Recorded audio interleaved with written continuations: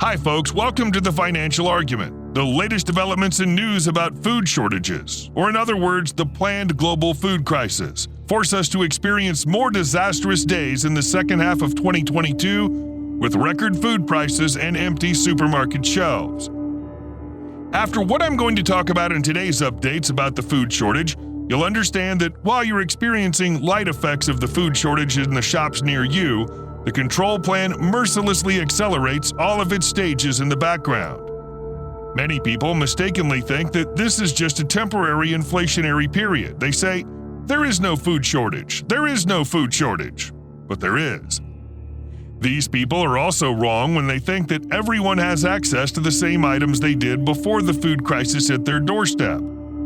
It's quite obvious today that the food crisis in the United States and the world has become global. And it's not only affecting the low-income members of society. So let's take a look at the situation of food banks first. What you'll see is that many people are starting to get help at the food bank for the first time in their lives. And what's worse is that even those who were donors in previous years are now lining up. The Angels Community Outreach, which helps tens of thousands of families in Pittman, New Jersey with clothing, food, and more, closed its food pantry last week, pointing out that inflation and food costs have risen a lot. Director Alyssa Darrow said that households are experiencing very difficult times and are having to hold on to their money for their own food expenses. Thus, food banks are not receiving donations as much as they used to. In addition to decreased donations, rising unbearable food costs will force many food banks in the U.S. to close. Food banks have already been operating at overcapacity for a long time, especially in Arizona and Mississippi. The lines are longer than ever before in history. In other news published a few weeks ago, it was mentioned that the lines in U.S. food banks were increasing, and it was emphasized that the demand was based on historical levels. It's also the first time for many families to line up at the food bank. Phoenix and St. Mary's Food Bank spokesperson Jerry Brown says demand has increased by almost 80% compared to last year. A few days ago, Katie Fitzgerald, president and COO of Feeding America, emphasized that the current food crisis is much worse than what happened during the health crisis. She said that she's very concerned about what will happen in the fall and winter months. And the pattern is the same everywhere. And to demonstrate, I'll show you news from Germany at the end. The title of the news confirms what I mentioned at the beginning of the video. As I said, the food crisis does not spare any segment of society. In the content of the news, it says that a German man who had a six-figure salary lost his job during the health crisis and now seeks help from the food bank. Another remarkable issue is the increase in food riots all over the world.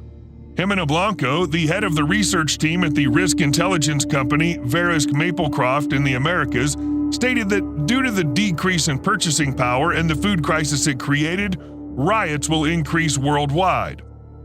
The news from Europe shows that they think that things will get worse. Governments, on the other hand, are not sitting idle with the possibility that food riots will increase. The first stages of the system, which foresees the control of food for the control of people, is begun to be implemented. Iranian President Ebrahim Raisi announced in July that the government will introduce a digital coupon system for food rationing. In Iran, where food riots are on every corner and people have difficulty finding bread, the hungry and angry crowd seem to have no choice but to agree to food rationing, which means almost a food passport with the system based on digital ID. Actually, the concept is the same everywhere. Today, the United States is staging a softer and made-up version of the transition made in Iran. Palm reading payment, which started with Amazon, is still a matter of preference.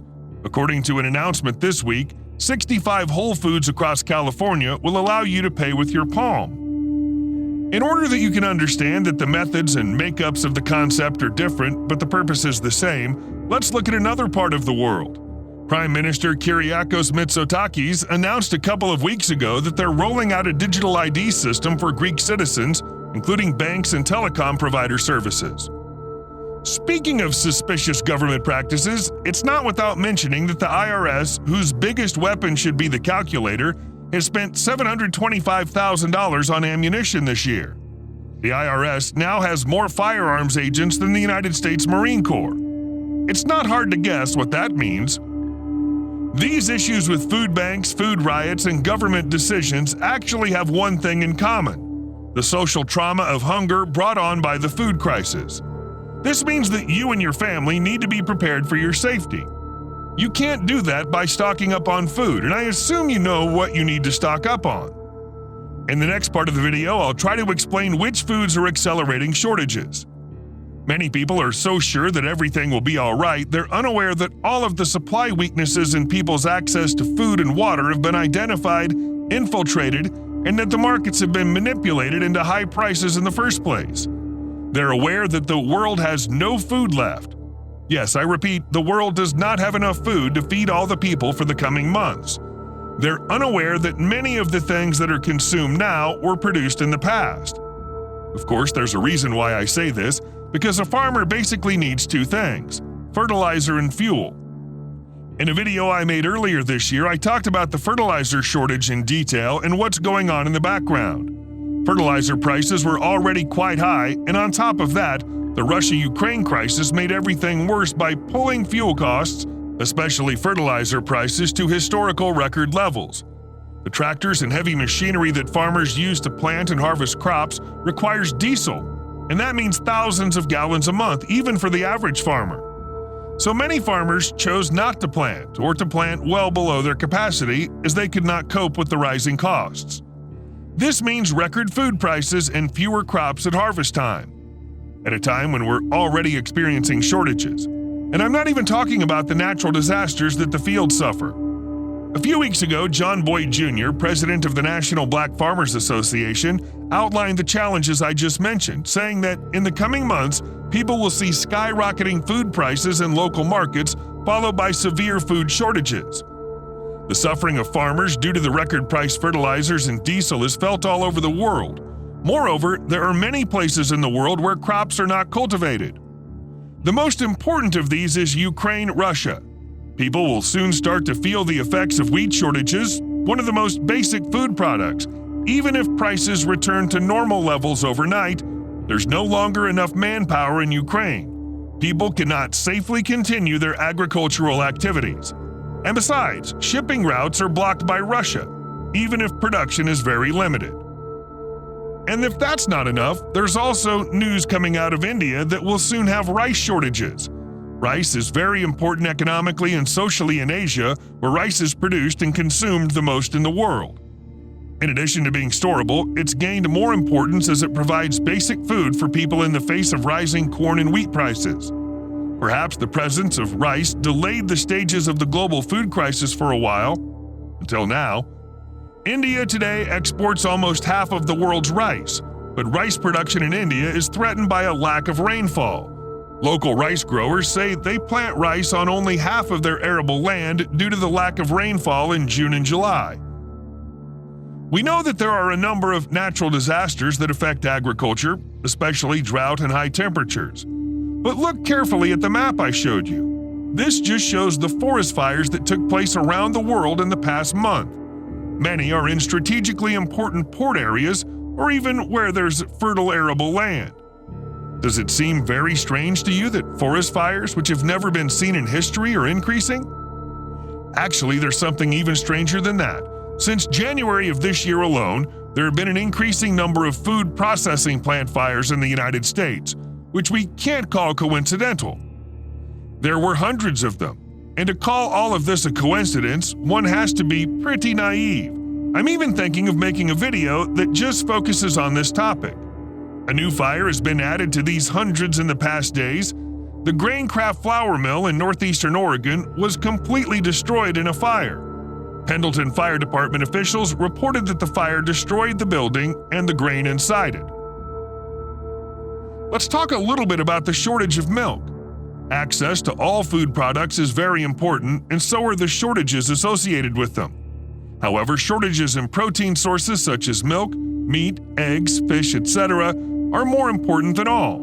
Protein is necessary for the human body to continue its vital activities, of course, but the point we need to focus on and what we need to understand is that the plan to manipulate our food supply and cause food shortages is going to be accelerated.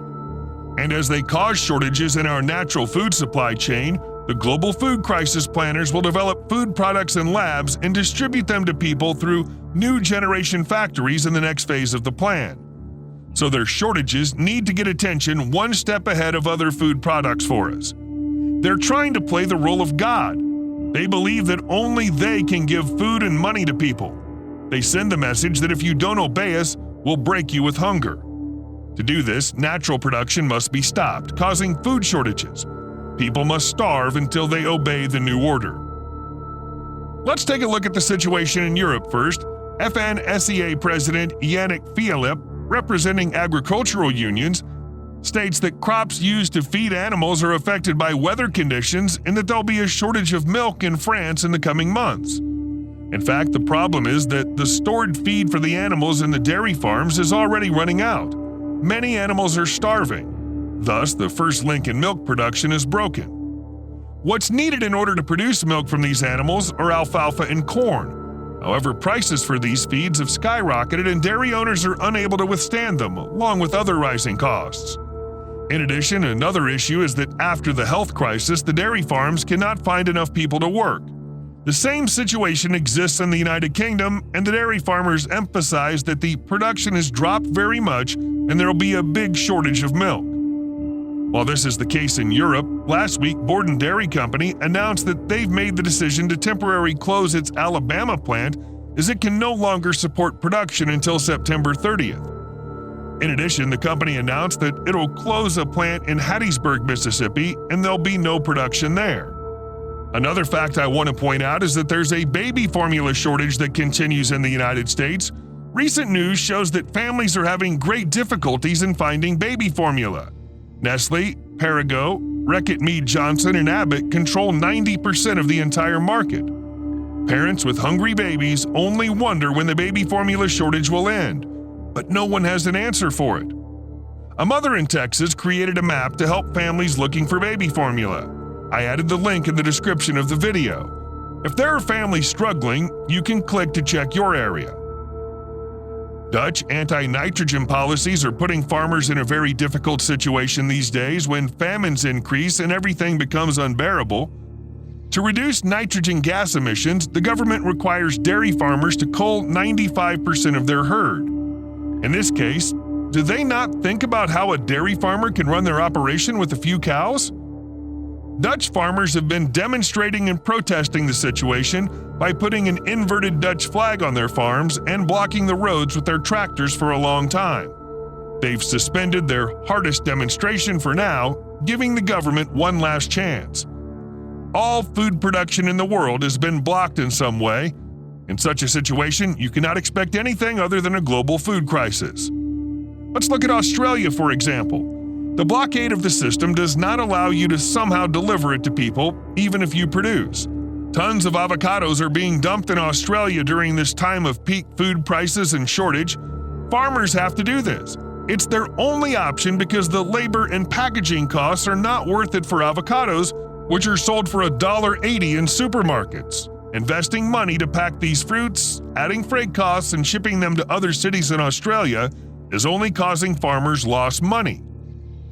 We haven't faced all of the challenges of this year yet because we haven't come to winter yet. However, the World Food Organization has already started talking about potential food shortages in 2023. Nothing's going to get better, and everything is planned and engineered to get worse. Nothing comes as a surprise to those who've watched my videos for years, and I'm sure some of you remember me when you go shopping and see the shelves and the crazy prices. Please continue to prepare while you still have the chance. Do research on long-term stockpiling. Learn survival skills. Even if you have a small garden, plant something and start growing your own food. While you prepare for the worst, you may not receive support from even your family and closest friends. They may tell you that it's just because of inflation and that everything will be fine soon, or that you're exaggerating. Don't be discouraged. I consider it my job to educate and inform you, and I encourage you to keep trying to educate your loved ones who are asleep. God bless you all.